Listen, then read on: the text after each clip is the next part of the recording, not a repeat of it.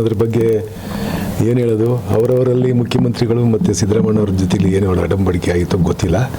ನಾನು ಅವತ್ತಿಂದಲೂ ಅದನ್ನೇ ಹೇಳ್ತಾ ಇದ್ದೀನಿ. ಅವರು ಸಿದ್ದರಾಮಯ್ಯವರೇ ವಾಲಂಟಿಯರ್ ಆಗಿ ಬಿಟ್ಕೊಟ್ಟವ್ರೆ. ಬಹುಶಃ ಇಡೀ ಇತಿಹಾಸದಲ್ಲಿ ಹಿಂದೆ ಯಾವುದು ಈ ಥರ ಇನ್ಸಿಡೆಂಟ್ ಆಗಿಲ್ಲ, ಮುಂದೆ ಆಗುತ್ತೋ ಇಲ್ವೋ ಗೊತ್ತಿಲ್ಲ. ಒಂದು ಗ್ರಾಮ ಪಂಚಾಯಿತಿನೇ ಅಧ್ಯಕ್ಷರು ಮಾಡ್ತೀವಿ, ಅವ್ರ ಅವಧಿ ಮುಗಿತಿದ್ದಂಗೆ ಬಿಟ್ಕೊಡ್ರಪ್ಪ ಇನ್ನೊಬ್ಬರಿಗೆ ಅಂದರೆ ಬಿಟ್ಕೊಡಲ್ಲ. ಅದನ್ನ ನಾವು ಎಳ್ಕೊಂಬಂದು ಏನೇನೋ ಮಾಡಿ ಬಿಡಿಸ್ಕೊಡ್ಬೇಕಂತಂದ್ರೆ ಒಂದು ರಾಜ್ಯದ ಮುಖ್ಯಮಂತ್ರಿ ಸ್ಥಾನ ಬಿಟ್ಕೊಟ್ಟವ್ರೆ ಅಂತಂದರೆ ಬಹುಶಃ ಸಿದ್ದರಾಮಯ್ಯನವರ ವ್ಯಕ್ತಿತ್ವ ಅಜರಾಮರವಾಗಿ ಆಗೋಯ್ತು ಅಂತ ನಾನಂತೂ ಭಾವಿಸಿದ್ದೀನಿ. ತ್ಯಾಗ ಅಂತ ಬರಲ್ಲ, ಆದರೆ ಈ ರೀತಿಯ ವ್ಯಕ್ತಿತ್ವ ಉಳ್ಳವರು ಅತಿ ವಿರಳ, ಇಡೀ ದೇಶದಲ್ಲೇ ವಿರಳ. ನಿಮಗೆ ಗೊತ್ತಿತ್ತು ಮಧ್ಯಪ್ರದೇಶ ಏನಾಯಿತು, ಕಾಂಗ್ರೆಸ್ ಸರ್ಕಾರ, ಮತ್ತು ಇದು ರಾಜಸ್ಥಾನದಲ್ಲಿ ಪೈಲಟ್ ಅವ್ರಿಗೆ ಕೊಡಲಿಲ್ಲ ಅಂತ ಹೇಳ್ಬಿಟ್ಟು ಏನಾಯಿತು ಸರ್ಕಾರ ಅನ್ನೋದ್ರ ಬಗ್ಗೆ ಎಲ್ಲ ನಿಮಗೆಲ್ಲ ಗೊತ್ತಿದೆ. ಎರಡು ಕಡೆನೂ ಸರ್ಕಾರ ಕಳ್ಕೊಂಡು, ನಾವು ಕಾಂಗ್ರೆಸ್ ಸರ್ಕಾರ ಕಳ್ಕೊಂಡು.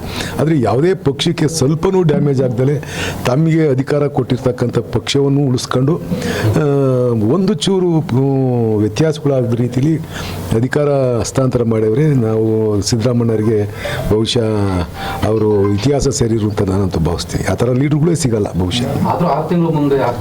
ಇಲ್ಲ ಇಲ್ಲ ಇಲ್ಲ ಆ ಥರ ಏನಿಲ್ಲ. ಅವರು 6 ತಿಂಗಳ ಹಿಂದೆ ನವೆಂಬರಲ್ಲೇ ಹೋಗಿ ಅವರು ಪ್ರಸ್ತಾಪ ಮಾಡಿದ್ದಾರೆ. ಅವರು ಹೈಕಮಾಂಡ್ ಯಾವಾಗ ಹೇಳ್ತೋ ಅವಾಗ ಹಿಂದೆ ಮುಂದೆ ನೋಡ್ದಲೇ ಕೊಟ್ಟು ಅವ್ರಿಗೆ ಅತಿ ಕ್ಲೀನಾಗಿ ಅಧಿಕಾರ ಹಸ್ತಾಂತರ ಮಾಡ್ತಿರ್ತಕ್ಕಂಥದ್ದು ಅದೇನು ಇಮ್ಯಾಜಿನ್ ಮಾಡ್ಕೊಳಕ್ಕಾಗಲ್ಲ. ಯಾರೂ ಆ ರೀತಿ ನಡವಳಿಕೆ ಇಮ್ಯಾಜಿನ್ ಮಾಡೋಕ್ಕಾಗಲ್ಲ, ಯಾರೂ ಮಾಡೋಕ್ಕೂ ಆಗಲ್ಲ ಅನ್ಸುತ್ತೆ.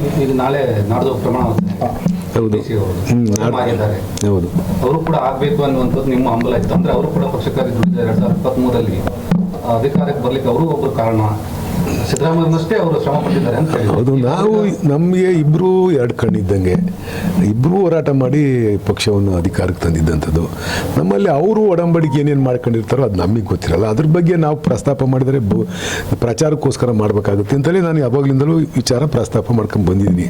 ಹಿಂದೇನೇನು ಆಗಿತ್ತು ಗೊತ್ತಿಲ್ಲ, ಅದ್ರ ಪ್ರಕಾರ ಇವಾಗ ಹಸ್ತಾಂತರ ಆಗಿದೆ.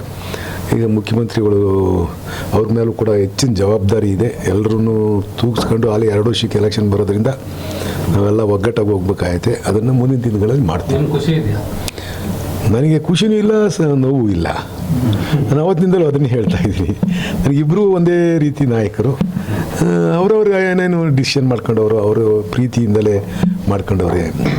ಈಗ DK ಅವ್ರನ್ನ ನಿನ್ನೆ ನಮಗೆ ಕೃಷ್ಣ ಬೈರೇಗೌಡ ಕೊಟ್ಟು ಹೇಳ್ತಿದ್ರು, ಸಿದ್ದರಾಮಯ್ಯವ್ರು ಯಾರನ್ನೂ ಒಪ್ಕೊಂಡಿದ್ದೇ ನಾವು ಕಂಡಿರಲಿಲ್ಲ ಅಂತ.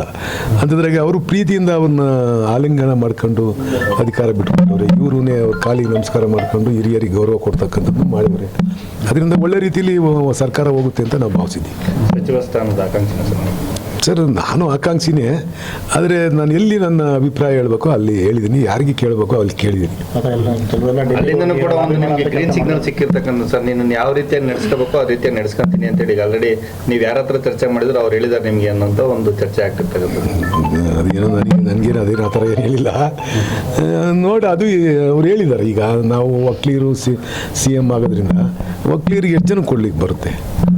ಅವೆಲ್ಲ ಈಗ ಪ್ರಾಂತ್ಯಗಳನ್ನು ನೋಡಬೇಕಾಗುತ್ತೆ. ಕೆಲವು ಈಗ ಹಾಸನಲ್ಲಿ ನಮ್ಮ ಪಕ್ಷ ವೀಕ್ ಇದೆ, ಅಲ್ಲಿ ಹಾಸನಲ್ಲಿ ಯಾರನ್ನಾರು ಕೊಟ್ಟು ಅಲ್ಲಿ ಬಿಲ್ಟ್ ಮಾಡಲೇಬೇಕಾಗುತ್ತೆ, ಪಕ್ಷನ ಕಟ್ಟಬೇಕಾಗುತ್ತೆ. ಆ ರೀತಿ ಕೆಲವೆಲ್ಲ ಪ್ರಾಂತೀಯ ಸಮತೋಲನ ಮಾಡ್ಕೊಂಡು ಆಮೇಲೆ ಕಮ್ಯುನಿಟಿ ವಿಚಾರದಲ್ಲಿ ಎಲ್ಲ ಕಮ್ಯುನಿಟಿಗೂ ನ್ಯಾಯ ಕೊಡ್ತಕ್ಕಂಥದ್ದು ಕಾಂಗ್ರೆಸ್ ಪಕ್ಷದಲ್ಲಿ ನಡ್ಕೊಂಡ್ಬಂದಿರ್ತಕ್ಕಂಥದ್ದು ಹಿಂದಿನಿಂದ.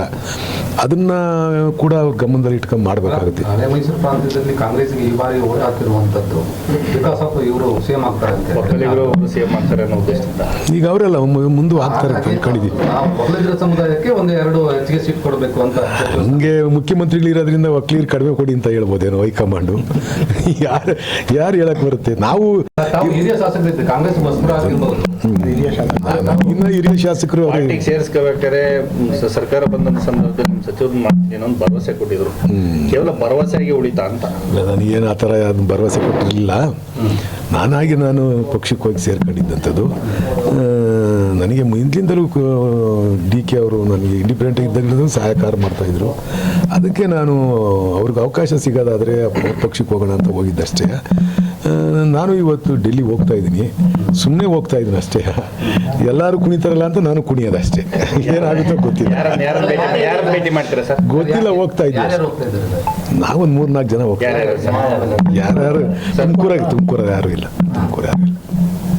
ಎಲ್ಲ ಯಾರು ನನ್ನ ಹಳೆ ಸ್ನೇಹಿತರು. ಒಕ್ಕಲಿಗ ಶಾಸಕರೇನಾ ಅಥವಾ ಬೇರೆ? ಇಲ್ಲ ಮಾಗಡಿ ಬಾಲಕೃಷ್ಣ ಅವ್ರ ಜೊತೆ ಗೊತ್ತಿಲ್ಲ ನನಗೆ ಅವ್ರು ಯಾರು ಬರ್ತಾರೆ ಅಂತ ಸರ್ ಗೊತ್ತಿಲ್ಲ. ರಂಗನಾಥ್ ನೀವು ಬಾಲಕೃಷ್ಣ ಅವ್ರು ಹೋಗ್ತಾ ಇದ್ದಾರೆ ಅನ್ನೋಂಥದ್ದು ಗೊತ್ತಿಲ್ಲ. ನಾನು ಟಿಕೆಟ್ ಬುಕ್ ಮಾಡಕ್ಕೆ ಹೇಳಿದ್ದೀನಿ ಅಷ್ಟೇ, ಕಾಂತರಾಜ್ಗೆ ಹೇಳಿದ್ದೀನಿ ಅಷ್ಟೇ.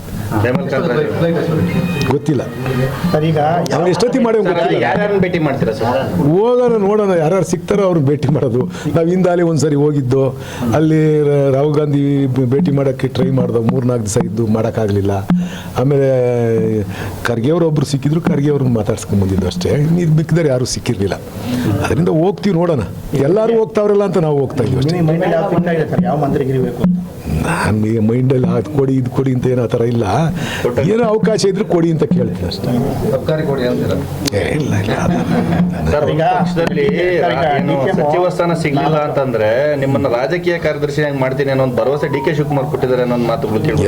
ಎಲ್ಲ ಸುಳ್ಳು, ಎಲ್ಲ ಸುಳ್ಳು. ಸರ್ ಈಗ DCM 4 ಮಾಡಬೇಕು ಅಂತ ಇದ್ದಾರೆ, ಅದು ಸರಿನಾ ಹಿಂಗೆ ಸರ್? ಏನಂತ ನಿಮ್ಮ ಅಭಿಪ್ರಾಯ? ಏನು ಗೊತ್ತಿಲ್ಲ ನನಗೆ, ಅದ್ರ ಬಗ್ಗೆ ಏನು ಐಡಿಯಾ ಇಲ್ಲ. ನಾವು ಚರ್ಚೆ ಆಗಿಲ್ಲ ಅದ್ರ ಬಗ್ಗೆ. ಜಾತಿವಾರು ಮಾಡಬೇಕು DCM ಅಂತ? ಇಲ್ಲ ಅದ್ರ ಬಗ್ಗೆ ಚರ್ಚೆನೇ ಆಗಿಲ್ಲ. ಸರ್ ಎಲ್ಲೋ ಒಂದ್ ಕಡೆ ಕಾಂಗ್ರೆಸ್ ಪಕ್ಷಕ್ಕೆ ದಲಿತ ಓಟ್ ಹಾಕಿದ್ದು ದಲಿತರನ್ನ ಮುಖ್ಯಮಂತ್ರಿ ಮಾಡ್ಲಿ ಅನ್ನೋ ಒಂದು ಉದ್ದೇಶಕ್ಕೋಸ್ಕರ, ವೋಟ್ ಬ್ಯಾಂಕ್ಗೋಸ್ಕರನೇ ಕಾಂಗ್ರೆಸ್ ದಲಿತರ ಓಟ್ಗಳನ್ನ ಬಳಸ್ಕಂತ ಯಾಕೆ ಅವರಿಗೆ ಉನ್ನತ ಸ್ಥಾನ ಕೊಡೋದ್ರಲ್ಲಿ ಎಲ್ಲೋ ಒಂದ್ ಕಡೆ ಹಿಂದೇಟ್ ಆಗ್ತು ಅಂತ. ಹೋಮ್ ಮಿನಿಸ್ಟ್ರಿಗಿಂತ ಉನ್ನತ ಸ್ಥಾನ ಇನ್ಯಾವುದೈತೆ? ಸಮಾಜ ಕಲ್ಯಾಣಕ್ಕಿಂತ ಉನ್ನತ ಸ್ಥಾನ ಐತೆ. ಅವಕಾಶಗಳು ಬಂದಾಗ ಅವರಿಗೆ 100% ಆಗ್ತವೆ. ಅದರಿಂದ ಆಗಲಿಲ್ಲ ದಲಿತರಿಗೆ ಅನ್ನೋದು ಏನೋ ಅಂತ ಇದಲ್ಲ. ಅವ್ರಿಗೂ ಮಾಡಬೇಕು. ಈಗ ಹಿಂದೆ ಖರ್ಗೆ ಇದ್ದರು, ಅವರು ಸೆಂಟ್ರಲ್ಗೆ ಹೋದರು. ಇಲ್ಲೇ ಇದ್ರೆ ಖರ್ಗೆ ಅವ್ರು ಆಗೋರು. ಅದರಿಂದ ಅವಕಾಶಗಳು ಆ ಸಂದರ್ಭ ತಕ್ಕನಾಗೆ ಆಗ್ತಾ ಹೋಗ್ತವೆ. ಇವು ಹಿಂಗೆ ಆಗಬೇಕು ಅಂತಲೇ ಏನು ಮಾಡೋಕ್ಕಾಗಲ್ಲ. 3 ಬಾರಿ ಕೈ ತಪ್ಪಿದೆ ಅಂತೇಳಿ ಅವರೇ ಕೂಡ ಮಾತಾಡಿರ್ತಕ್ಕಂಥದ್ದು. ಯಾರು? ಪರಮೇಶ್ವರ್. ಪರಮೇಶ್ವರ್ ಆಗ್ಬೇಕಾಯ್ತು. ಪರಮೇಶ್ವರು ನಾವು ಅಂದ್ಕೊಂಡಿದ್ದು ಆಗ್ತಾರೇನೋ ಅಂತ ಹೇಳಿ ಒಂದು ಬೇಕಿತ್ತು ಅಂತ ಬೇಕಾಯ್ತು. ನಾವು ಸುಮಾರು ಸರಿ ಹೇಳಿದೀವಲ್ಲ, ಪರಮೇಶ್ವರ್ಗೆ ಅವಕಾಶ ಆಗಬೇಕಾಯ್ತು ಅಂತ. ಅದೇನೋ ಗೊತ್ತಿಲ್ಲ, ಅವ್ರ ಹಣೆಯಲ್ಲಿ ಏನು ಬರ್ದೈತೋ ಗೊತ್ತಿಲ್ಲ. ಇವತ್ತು ಎಷ್ಟೊತ್ತಿಗೆ ಹೊರಡ್ತೀರಿ, ಮತ್ತೆ ಯಾವ ಜೊತೆ ಇರ್ತಾರೆ? ಗೊತ್ತಿಲ್ಲ, ಎಷ್ಟು ದಿವಸ ಡೆಲ್ಲಿಲಿ ಇರ್ತೀರಾ ಸರ್? ಗೊತ್ತಿಲ್ಲ. ನಾವು ಹೋಗ್ತೀವಿ ಇನ್ನೂ. ನಾವು ಸುಮ್ಮನೆ ಎಲ್ಲರೂ ಹೋಗ್ತಾರಲ್ಲ, ನಿಮ್ಮ ಪೇಪರ್ ಬರಲಿ ಎಲ್ಲ ಕಡೆ ಹೋಗಿ ಅಂತ ಓದ್ತಾ ಇದೀವಿ ಅಷ್ಟೇ.